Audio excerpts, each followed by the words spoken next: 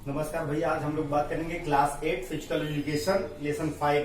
Lesson 5 के नाम है शरीर के तन संस्थान। उस तन संस्थान में पहला टॉपिक है मांसपेशीय संस्थान यानी कि मस्कुलर सिस्टम। अब हम इसके बारे में थोड़ा सा चर्चा करेंगे।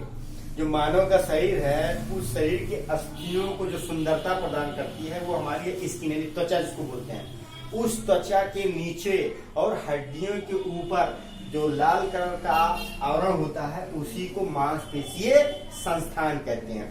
यही मांसपेशियां ही हमारे शरीर के आकार बनाती हैं। ये मांसपेशियां ही हमारे शरीर का आकार बनाती है जो रेड कलर की होती हैं। अब मानव के शरीर में यानी संपूर्ण शरीर में इनकी रचना और मात्रा एक समान नहीं होती है। कहीं छोटी, कहीं बड़ी, कहीं मोटी, कहीं पतली होती है। इसकी मात्रा सब जगह अलग अलग हमारे शरीर में होती है। और इनकी जो बनावट होती है वो क्या होती है, बीच में मोटी और किनारे किनारे पतली होती हैं। ये मांसपेशियां क्या होती हैं, हड्डियों के द्वारा एक दूसरे से हड्डियों से जुड़ी रहती हैं, यानी कि लिगामेंट्स या तंतुओं के द्वारा ये जुड़ी रहती हैं। अब ये मांसपेशियां अस्थियों की सहायता से अनेक प्रकार की गतिविधियां कर क्या करती हैं, मानव शरीर को गतिशील बनाए रखती हैं। और मांसपेशियां कोशिकाओं में उपस्थित पौष्टिक पदार्थों के द्वारा हमारे शरीर को क्या प्रदान करती हैं, शक्ति प्रदान कर रही हैं।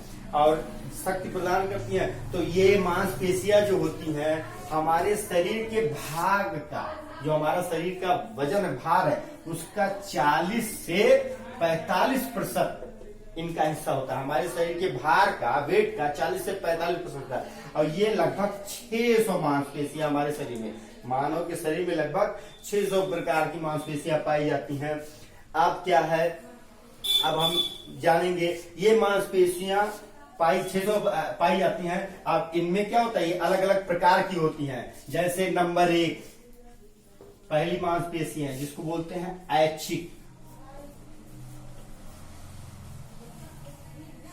इसको बोलते हैं धारीदार, इंग्लिश में बोलते हैं वॉलेंट्री।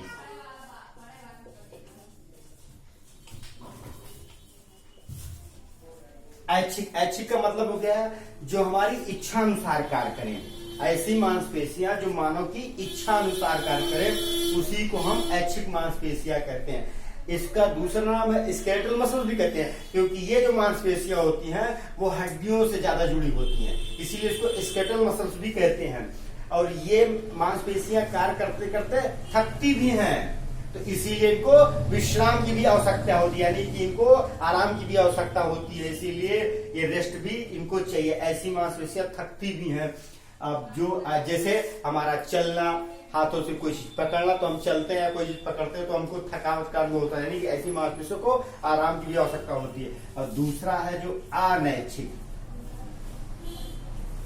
अनैच्छिक जिसको बोलते हैं अनवॉलेंट्री।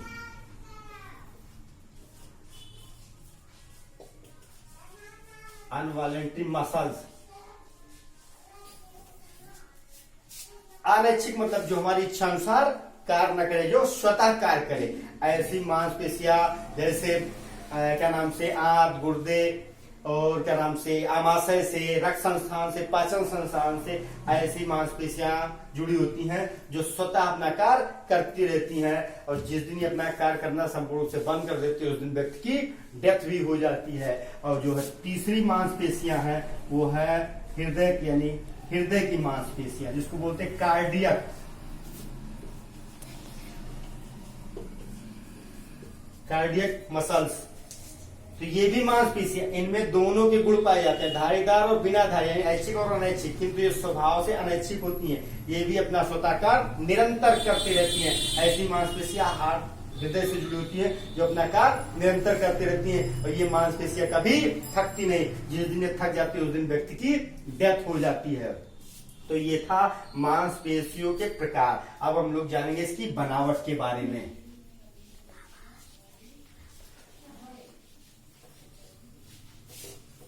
मांसपेशियों की बनावट,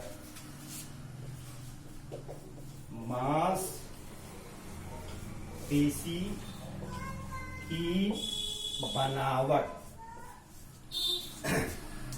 अब ये मांसपेशियां क्या होती हैं, इनकी बनावट के बारे में भी जानकारी होना चाहिए।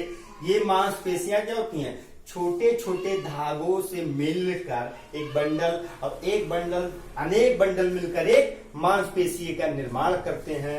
ये मांसपेशियां क्या नाम से हमारे शरीर में अलग अलग मात्राओं में अलग अलग समान मतलब इनकी बनावट भी अलग अलग होती है।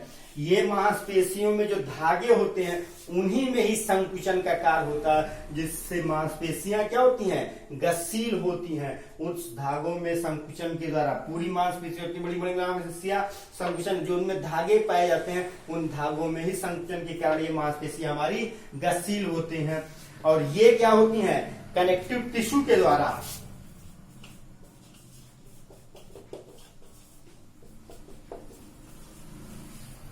कनेक्टिव टिश्यू यानी संयोजक ऊतक के द्वारा एक दूसरे से जुड़ी होती हैं। तो इस प्रकार से ये हमारे मांसपेशियों की बनावट होती है।